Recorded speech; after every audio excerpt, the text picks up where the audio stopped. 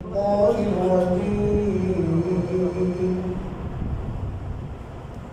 بسم الله الرحمن الرحيم.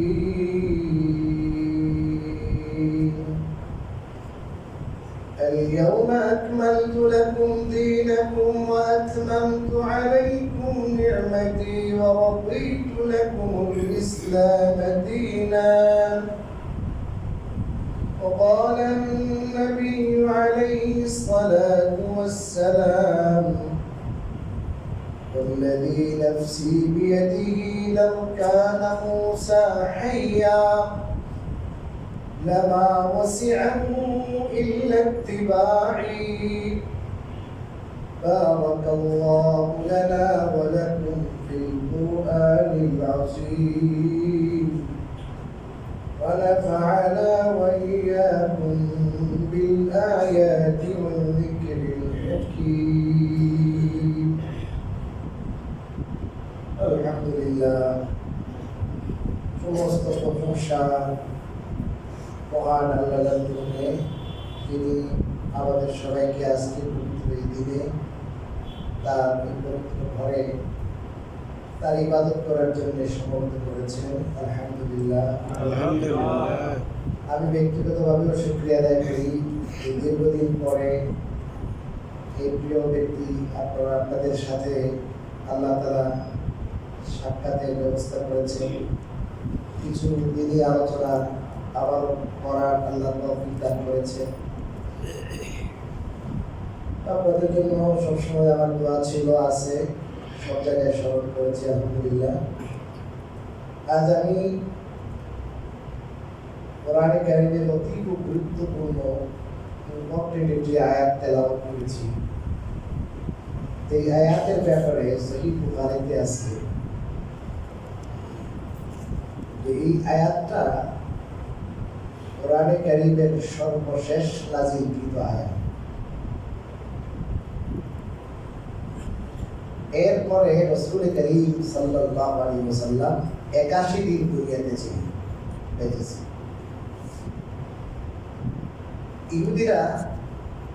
ইহুদিদের কোন এক পণ্ডিত হযরত ওমর ইবনে খাত্তাব রাদিয়াল্লাহু তাআলা একবার বলল যে আপনাদের কোরআনে যে একটি আয়াত, এই আয়াত যদি আমাদের তাওরাতে আসতো, আমাদের কিতাবে, আমাদের ধর্মে আসতো, যেই দিন এই আয়াতখানা নাযিল হয়েছে ওই দিনকে আমরা ঈদের দিন হিসাবে উদযাপন করি। কিসের দিন? ঈদের দিন।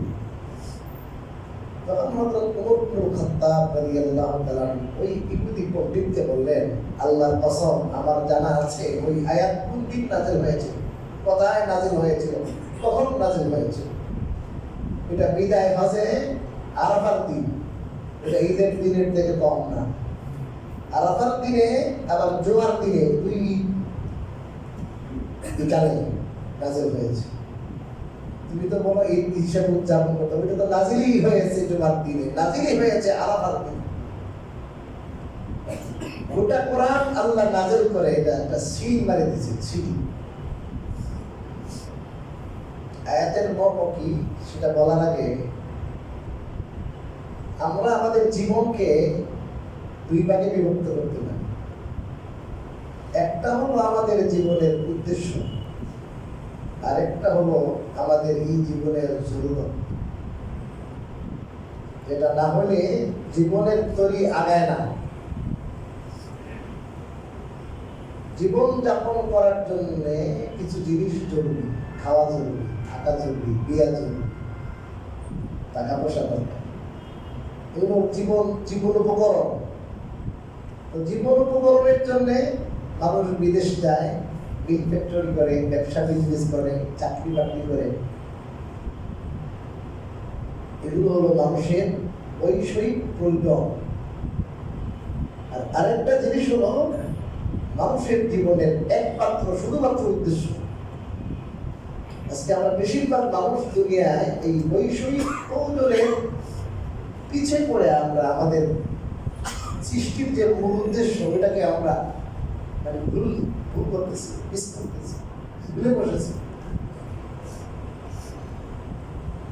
সৃষ্টির রহস্য, সৃষ্টির উদ্দেশ্য কি? সৃষ্টির উদ্দেশ্য হলো আমরা দুনিয়াতে আল্লাহর হয়ে থাকি এবং আল্লাহ রাব্বুল আলামিন আমাদের জীবনের পাকে পাকে পদে পদে জীবনের প্রতিটা পদে পদক্ষেপে আল্লাহর যে হুকুম, আল্লাহর যে নির্দেশনা, আল্লাহর যে গাইডলাইন, সেটাকে বাস্তবায়ন করা, সেটা হলো আমাদের সৃজনের, আমাদের সৃষ্টির মূল লক্ষ্য, মূল উদ্দেশ্য।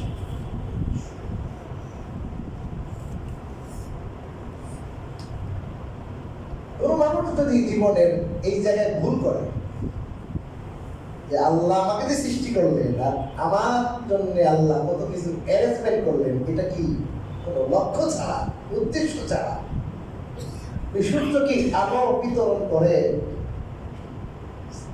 আর চন্দ্র যে স্থিরতা ছড়ায়, ফলের মধ্যে মিষ্টতা দেয়, রাত্রের মধ্যে এত সুন্দর আলো দেয়, এই চন্দ্র কি এমনি আলো দেয়? সমুদ্র থেকে যে পানিগুলো উঠে আকাশে মেঘ হইয়া পরে জায়গায় জায়গায় বৃষ্টি হয়, বৃষ্টি কি এমনিতেই হয়? কাঁঠাল গাছে কাঁঠাল কি এমনি ধরে? আম গাছে আম কি এমনি ধরে? এমনি ধরে? এই ফুল বিশ্ব যেটা আমরা দেখছি বা দেখছি না, সব কিছু এই একজন মানুষের জন্য। আর এই মানুষকে আল্লাহ তাআলা সৃষ্টি করেছেন তার জন্য। মানুষ তার জীবনে আল্লাহর মর্জি বুঝবে, আল্লাহ তাআলাকে চিনবে এবং পদে পদে ক্ষণে ক্ষণে আল্লাহকে স্মরণ করবে, আল্লাহর হুকুম পুরা করবে। এটা উদ্দেশ্য। আল্লাহ রাব্বুল আলামিন মহৎ উদ্দেশ্যকে এই দুনিয়ার বড় বড় কয়েকটি সৃষ্টির সামনে এই উদ্দেশ্যকে আল্লাহ প্রেজেন্ট করেছিলেন, পেশ করেছিলেন। إنا عرضنا الأمانة على السماوات والأرض والجبال। এই যে দায়িত্ব, দিন মানার যে দায়িত্ব, এটা কোরআনের ভাষায় বলা হয় আমানত। এই আমানতকে আমি উপস্থাপন করেছিলাম, পেশ করেছিলাম।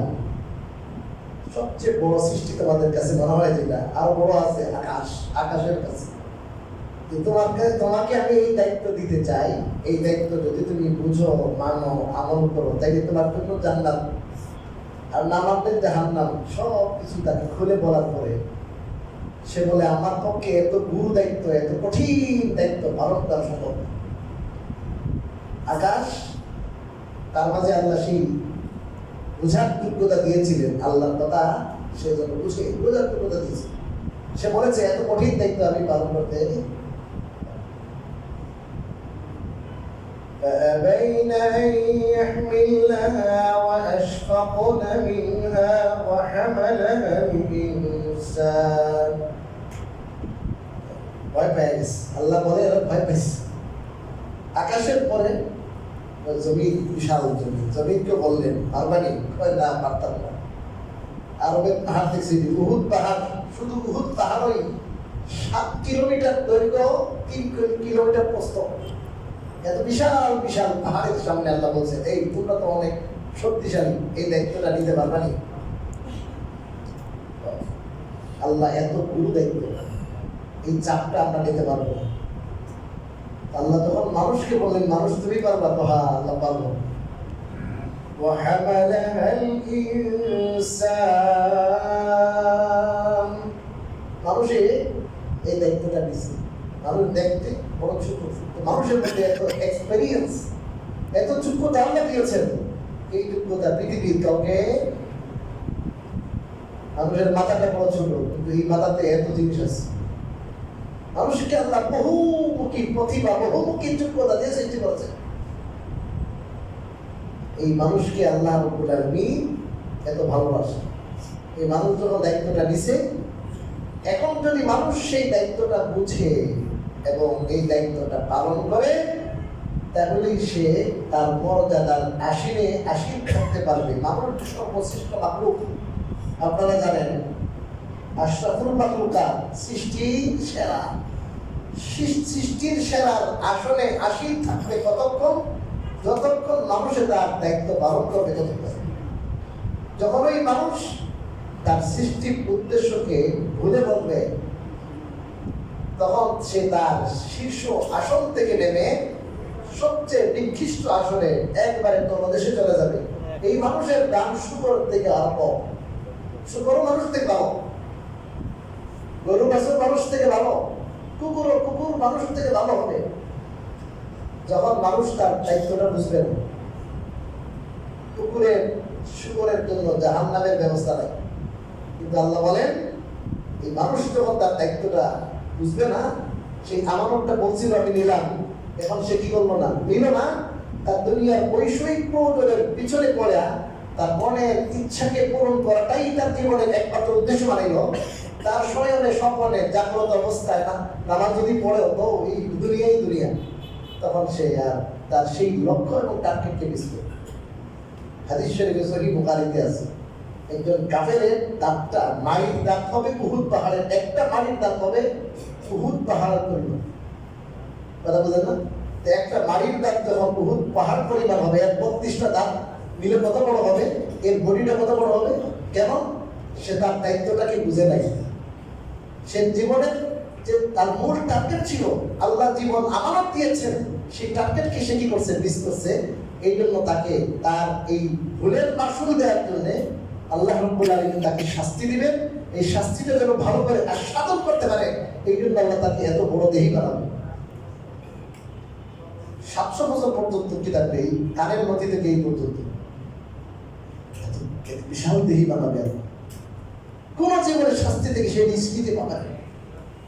এই জন্য আমরা দুনিয়াতে মানুষ হিসাবে এসেছি, আমাদের ভাগ্য বড় ভালো যদি আমরা দায়িত্ব বুঝতে পারি। আর যদি দায়িত্বের ক্ষেত্রে অবহেলা করি, আমাদের জীবনের লক্ষ্য এবং উদ্দেশ্য বুঝতে যদি মিস করি, কোনো মিস্টেক করি, কোনো ভুল করি, তাহলে উপায় নেই। হযরত আবু বকর রাদিয়াল্লাহু তাআলা, আবু বকর রাদিয়াল্লাহু তাআলা যার ব্যাপারে হযরত ওমর ইবনে খাত্তাব রাদিয়াল্লাহু তাআলা বলতেন, আবু বকর আপনি শুধু 3 দিনের আমল আমাকে দিয়ে দিন, আমার সারা জীবনের আমল আপনাকে দিয়ে দিন। কোরআনে কারীমে ওয়াসানি ইয়াসনাইনি ইয হুমা ফিল গার ইয ইয়াকুলু লিসাহিবিহি লা তাহজান ইন্নাল্লাহা মা'ানা। হযরত আবু বকর রাদিয়াল্লাহু তাআলা প্রশংসা করেছেন, যখন 100টা উট ঘোষণা হয়েছে তার কল্যাণ, রাসূল হিসেবে মাথা 100 উট, ওই সময় সঙ্গ দিয়েছেন কে? আবু বকর রাদিয়াল্লাহু তাআলা। সেই গারে সওরের মধ্যে একমাত্র আবু বকর ছিলেন সঙ্গী। সেই আবু বকর রাদিয়াল্লাহু তাআলা যে 3 দিন গারে সওরে ছিলেন, এই যে নিজের প্রাণের ঝুঁকি নিয়ে প্রাণাধিক প্রিয় রাসূল করিম সাল্লাল্লাহু আলাইহি ওয়াসাল্লামের তার সেফটির জন্য, তার নিরাপত্তার জন্য নিজের জীবনকে ঝুঁকিতে ফেলায়া উনি যে কাজটা করেছেন, ওমর ইবনে খাত্তাব রাদিয়াল্লাহু তাআলা বলেন, আমার জীবনের সমস্ত আমল যদি দেওয়া সম্ভব হতো, কারো আমল কাউকে তো এরকম দেওয়া যায় না, তাহলে আমি আপনাকে আমার জীবনের সমস্ত আমল দিতাম আর 3 দিনের আমল দিয়ে দিতাম। ইনি হলেন আবু বকর রাদিয়াল্লাহু তাআলা। রাসূল করিম সাল্লাল্লাহু বলেছেন, আমার জীবনে আমার উপর যত মানুষের ইহসান আর অনুগ্রহ আছে, দয়া আছে, আমি সব পে করে দিয়েছি, কিন্তু একমাত্র আবু বকর তার যত অনুগ্রহ দয়া আছে আমি দুনিয়া তার পে করতে পারি নাই, আল্লাহই দিন। ইনি হলেন সাইয়্যিদুল আবু বকর রাদিয়াল্লাহু তাআলা। এবং এনার ব্যাপারে আহলুস সুন্নাহ ওয়াল জামাতের ঐকমত্য সিদ্ধান্ত যে নবীদের পরে সর্বশ্রেষ্ঠ মর্তবা সমস্ত উম্মতের মাঝে প্রথম হলেন কে? আবু বকর রাদিয়াল্লাহু তাআলা। নবীরা যখন জান্নাতে যাবে, উম্মতদের যখন সিরিয়াল আসবে, সর্বপ্রথম উম্মত হযরত আবু বকর রাদিয়াল্লাহু তাআলা জান্নাতে যাবে। যার ব্যাপারে হাদিসে আছে, হযরত রাসূল করিম সাল্লাল্লাহু আলাইহি ওয়াসাল্লাম বলেছেন, জান্নাতের প্রবেশপথ, জান্নাতের গেট হবে 8টি। 8টি গেটে তো মানুষ যেতে পারবে না, যেগুলো এক গেটেই ঢুকতে হবে। কি ভাই, 8টি দরজাতে কি একসাথে যাওয়া যাবে? কিন্তু আবু বকর রাদিয়াল্লাহু তাআলার ব্যাপারে রাসূল করিম সাল্লাল্লাহু আলাইহি ওয়াসাল্লাম বলেছেন, আমি আশাবাদী আমার আবু বকরকে জান্নাতের 8টি গেটকে আল্লাহ তাআলা জবান দিবেন আর বলবেন, আবু বকর আপনি আমার গেট দিয়ে ঢুকেন, আমাদের দিকে ঢুকেন। ওয়েলকাম জানাবে, আল্লাহ জবান দিবেন, ওই গেটকে জবান দিবেন। আবু বকর রাদিয়াল্লাহু তাআলা মর্যাদা সারা দুনিয়ার মানুষের সামনে, আবু বকরের মর্যাদা সারা দুনিয়ার উম্মতের সামনে প্রেজেন্ট করার জন্য আল্লাহ সেই ব্যবস্থা করে। এই আবু বকর রাদিয়াল্লাহু আনহু অনেক সময় বলতেন, হায় শ্বাস ফেলাইতে দীর্ঘ নিঃশ্বাস, আমি যদি মানুষ না হইয়া একটা পাখি খাইতেছে, আমি যদি সেই পাখি হইতাম তাহলে তো আখিরাতে আমার কি হইতো না, হিসাব হইতো না। সেই আবু বকরকে একবার দুইবার না বহুবার রাসূলুল্লাহ সাল্লাল্লাহু আলাইহি ওয়াসাল্লাম জান্নাতের কি দিয়েছেন, সার্টিফিকেট, ওপেন সার্টিফিকেট দিয়েছেন, ওপেন। কিন্তু তাদের আখিরাতের প্রতি তাদের এই পরিমাণ ডর, আল্লাহ তাআলার মর্যাদা, আল্লাহর ভয়, আল্লাহর মাহাত্ম্য, আল্লাহর শ্রেষ্ঠত্ব তাদের অন্তরে এত বেশি উপস্থিত থাকতো, ওই যে বাশারতার সুসংবাদ দিতেন রাসূল সাল্লাল্লাহু আলাইহি ওয়াসাল্লাম বলে দিতেন যে আল্লাহ আখিরাতে কি, আমি যদি সেই পাখির মতো হইতাম তাইলে অনেক সময় পাথর লাগতেন, পাথর মুখের ভিতরে, কথা আসলেই তো বলা যাইব না, আমরা তো প্রশ্ন একটা কথা পেয়ে বলি না, ওই পাথরটা বের করে কথা বলতে কোন কথার কারণে কি হয়ে যায়। এমনি তো আল্লাহ এত বড় করে নাই, এমনি তো এত বড় হয় নাই।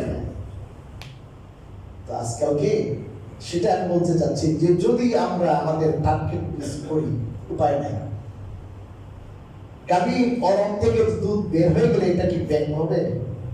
দুনিয়াতে আমরা এসে গেছি আর ব্যাক করার কি নাই, ওয়ে এখন সামনে দিয়ে যাচ্ছি। ডেইলি আমরা কবরের দিকে ভগবান কবরের দিকে, কি হবে আমাদের?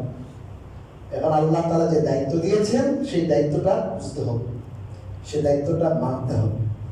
এই দায়িত্বটা বুঝিয়ে দেওয়ার জন্য আল্লাহ তাআলা একটা সিস্টেম চালু করেছেন দুনিয়ার শুরু থেকে।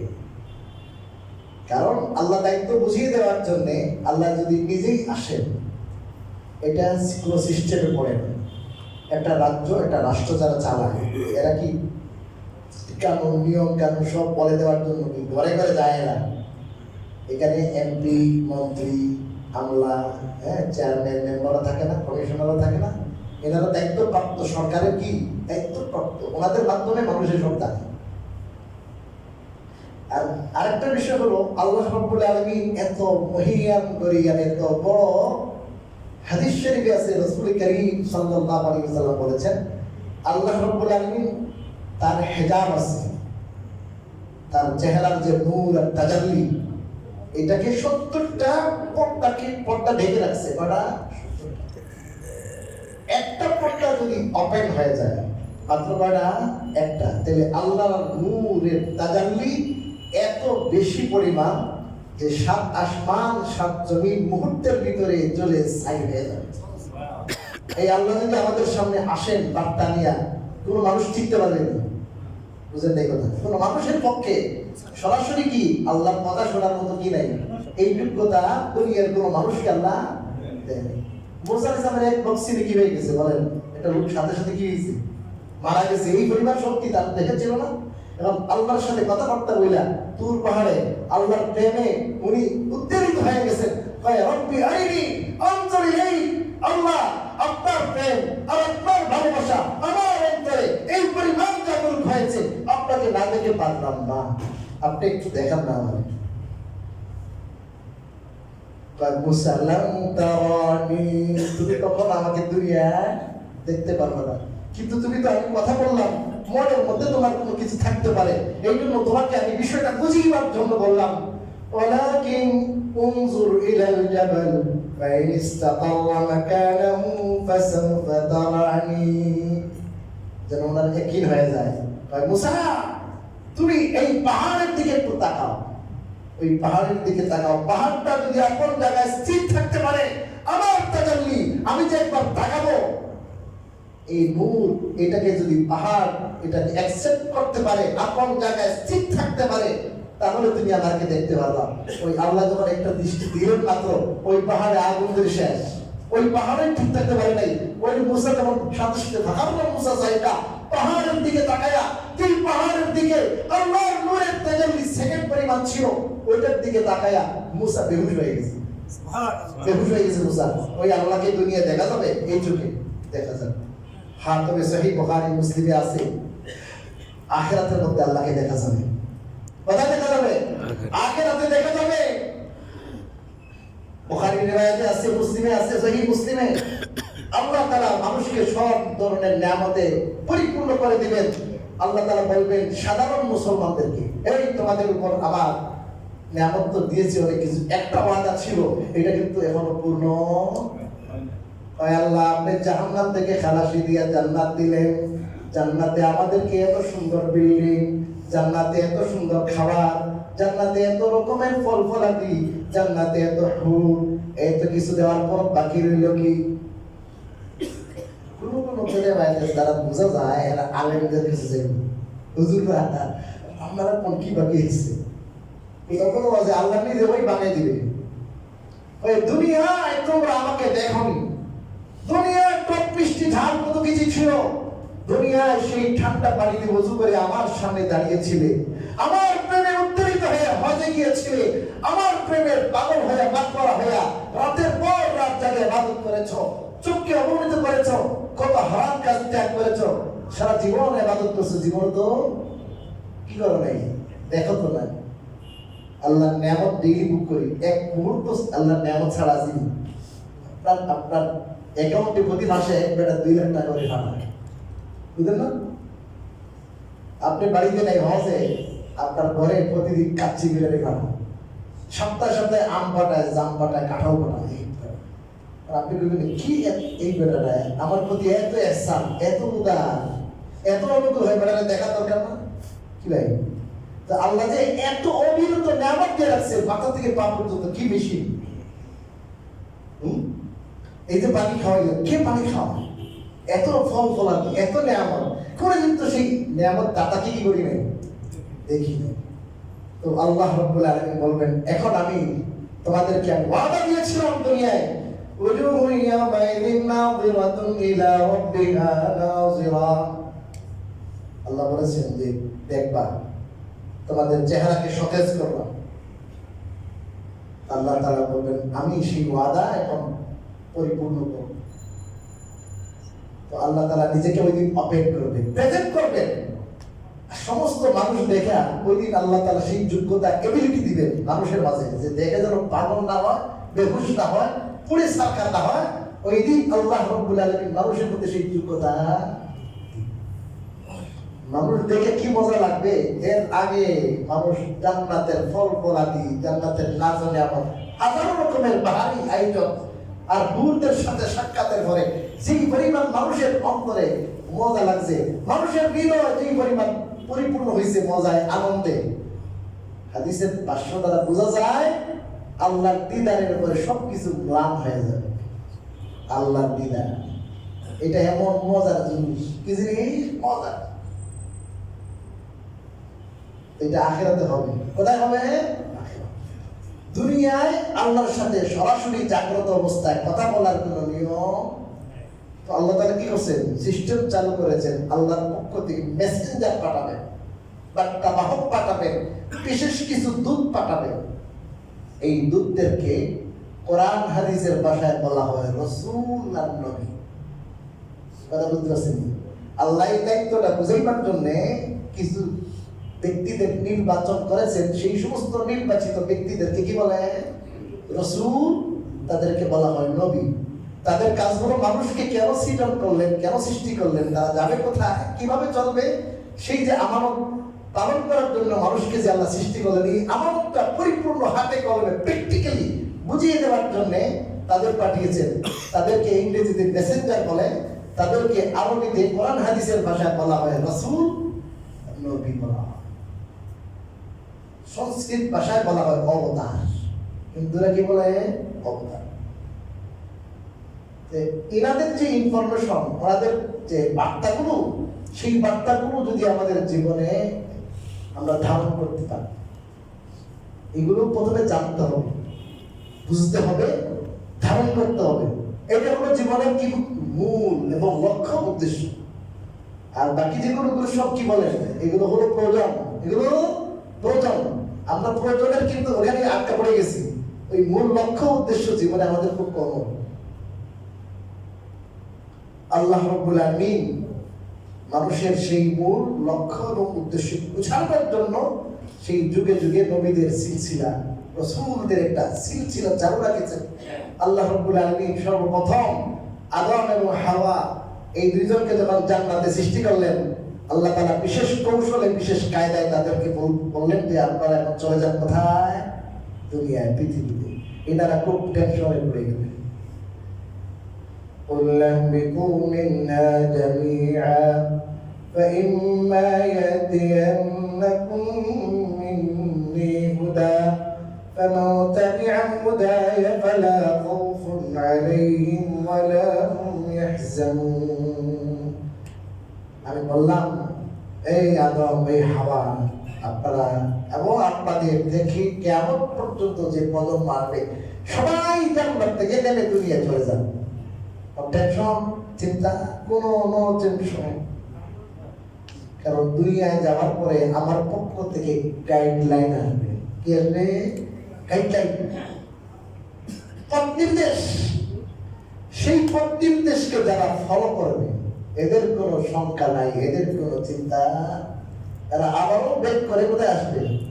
যে জান্নাত থেকে তোমরা বের হচ্ছ, জান্নাত থেকে নেমে দুনিয়া যাচ্ছ, ওখান থেকে আবার বের করে কোথায় আসতে পারবা? জান্নাতে তোমাদের আসল বাড়িতে আসতে পারে, ঘুরে আসো না। তো আল্লাহ রাব্বুল আলামিন সেই গাইডলাইন, হুদা, পথ নির্দেশ, এটার জন্য যুগে যুগে কি পাঠাইছেন? নবী রাসূল পাঠাইছেন। এই নবী রাসূলের উপর ঐশী বাণী, ওহী, আল্লাহ তাআলা ওহী পাঠিয়েছেন আসমানি।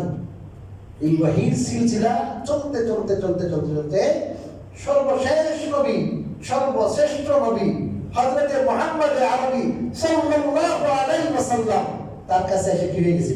শেষ, পরিপূর্ণ। কি ওহীর যে ধারা ছিল, ওই ধারাটা কি হয়ে গেছে? শেষ হয়ে গেছে, এটা পরিপূর্ণ হয়ে গেছে। তারপরে আর কোনো নতুন নবী নাই, তারপরে কোনো নতুন রাসূল নাই, তারপরে কোনো ওহীর কোনো সিলসিলা।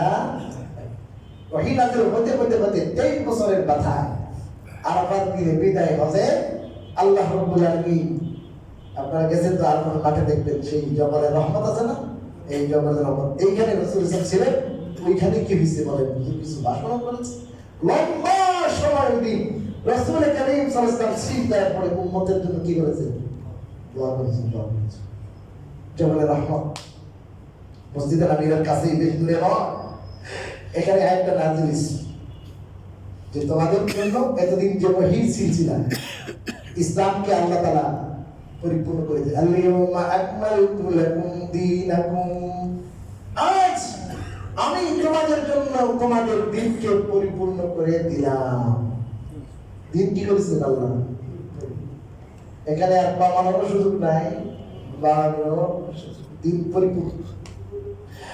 وأتممت عليكم نعمتي, তোমাদের উপর আমার নিয়ামত এটাও পরিপূর্ণ করে দিলাম।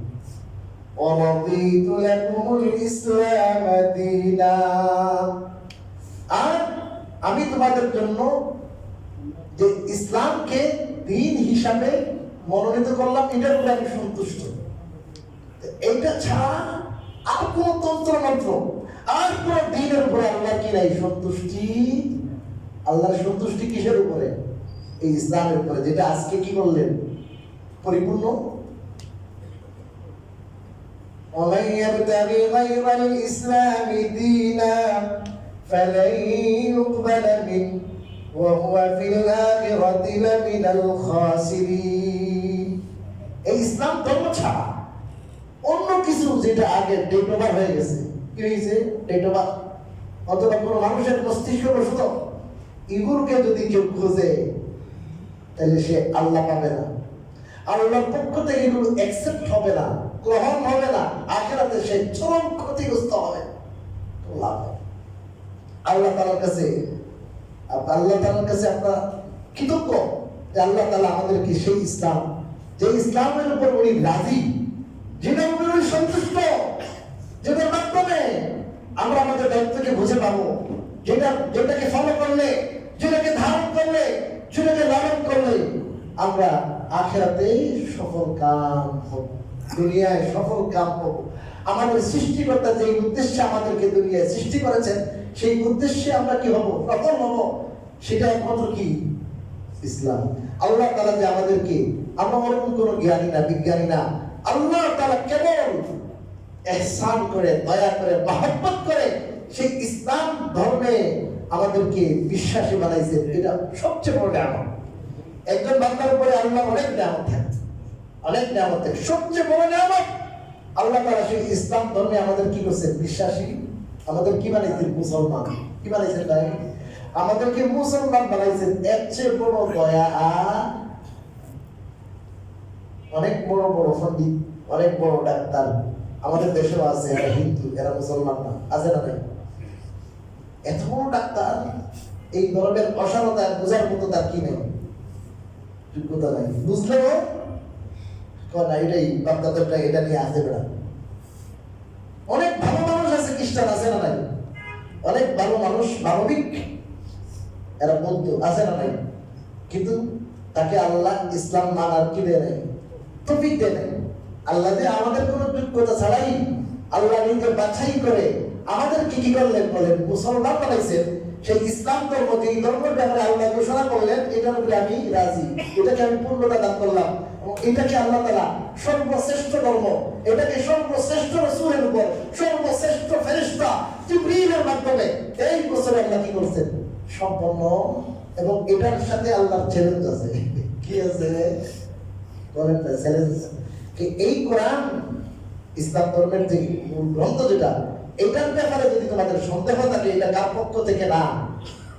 আল্লাহর পক্ষ থেকে না, নবী মুহাম্মদ নাউযুবিল্লাহ নিজের পক্ষ থেকে বানাইয়া আল্লাহর দিকে সম্বন্ধ করেছেন বলে যদি তোমাদের কোনো কি থাকে, বলেন না, সন্দেহ থাকে, আমি আল্লাহ ওপেন চ্যালেঞ্জ করলাম, তাইলে কোরআনের মতো একটা ছোট সূরা হইলো তোমরা নিজে বানাইয়া পেশ করো। 1400 বছর প্লাস, 1450 বছর, কিন্তু আগে পর্যন্ত একটা সূরা তো দূরের কথা, একটা আয়াত পৃথিবীর সমস্ত আরবি সাহিত্যিকরা একটা আয়াত বাড়িতে পারে নাই। কথা বলেন না? প্রমাণ হলো এই কোরআন কার নয়, মানুষের। কথা বলেন না? মানুষের রচিত। কার? আল্লাহ। 23 বছরে নাযিল করছেন, 23 বছরে নাযিল করেছেন। এটার জন্য সর্বশ্রেষ্ঠ মানবকে আল্লাহ বাছাই করেছেন। এই 100 আছে না, এই বেটা মুসলমানও না, বেটা অনেক চিন্তা গবেষণা করে 100 জন মহামানবের জীবনী রচনা করেছে মাইকেল এইচ হার্ট। এবং 100 জন মহামানব বিভিন্ন ধর্মের। এখন বেটা তো মুসলমান না, এখন চিন্তা করলো এখন মুসলমান নবী যে এনার নাম যদি আগে আনে ওনার মর্যাদা বাড়ি যায় না? কিন্তু অনেক বেটা চিন্তা গবেষণা করেছে যে মানবতার দৃষ্টিকোণ থেকে এনার থেকে মহামানব পৃথিবীতে আর বেটা অমুসলিম, কিন্তু এর বড় মাইকেল এইচ হার্ট 100 জন মহামানব, যে 100 জন এর মধ্যে 1 নম্বরে আছে কার নাম? মুহাম্মদুর রাসূলুল্লাহ সাল্লাল্লাহু আলাইহি ওয়াসাল্লাম। আল্লাহ তাআলা আমাদের ভাগ্য রেখেছেন, এই নবীর অনুসারী আল্লাহ তাআলা আমাদের বানাইছেন। এই নবীর উপরে নাযিলকৃত কোরআন আল্লাহ তাআলা আমাদের দান করেছেন, আমাদের ভাগ্য। কিন্তু এই ভাগ্যটা বোঝার মতো যোগ্যতা থাকতে অনেক মুসলমান আছেন ভাই, এই কোরআনটা জীবনে খুলেও দেখে নেই। অনেক মুসলমান আছে সূরা ফাতিহা, কোরআনের প্রথম সূরা, সূরা ফাতিহার তর্জমাটাও জানে না। নামাজে যে ডেইলি সূরা ফাতিহা, এটার একটা নাম সূরাতুদ দুআ, তালিমুল মাসাল, এটা দোয়া। সূরা ফাতিহাতে আমরা আল্লাহর কাছে কি করি বলেন? দোয়া করি, দোয়া।